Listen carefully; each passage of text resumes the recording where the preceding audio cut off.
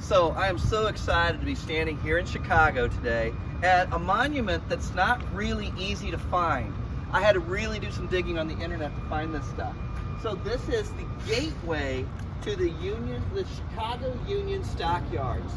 Now unfortunately these things were so huge that there was no way to preserve it.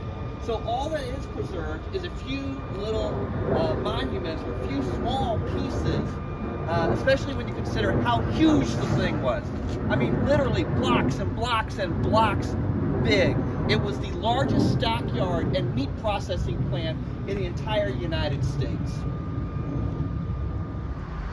So this is Bubble Creek today.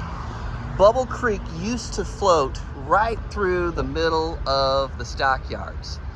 And there were so many dead cow parts, dead pig parts, dead whatever parts that had been thrown into this river, that this river would actually bubble.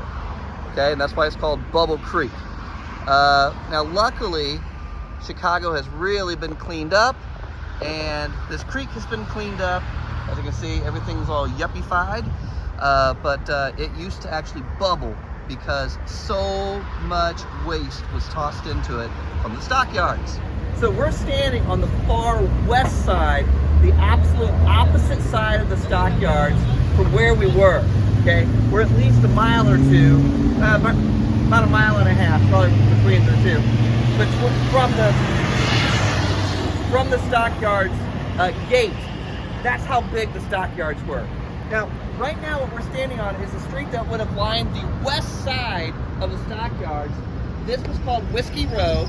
Whiskey Row was a bunch of businesses that were selling alcohol and were restaurants and stuff like that for the folks who had just made a bunch of money in the stockyards. This is Stanley's Tavern.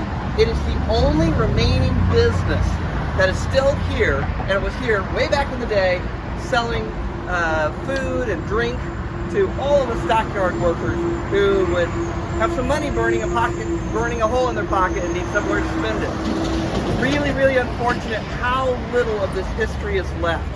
I scoured the internet and found that there's only about 3 or 4 buildings still remaining from the original stockyards, but wanted to kind of memorialize it on video so you could get a little bit of an idea of what you could find if you came down here to South Chicago to find the stockyards.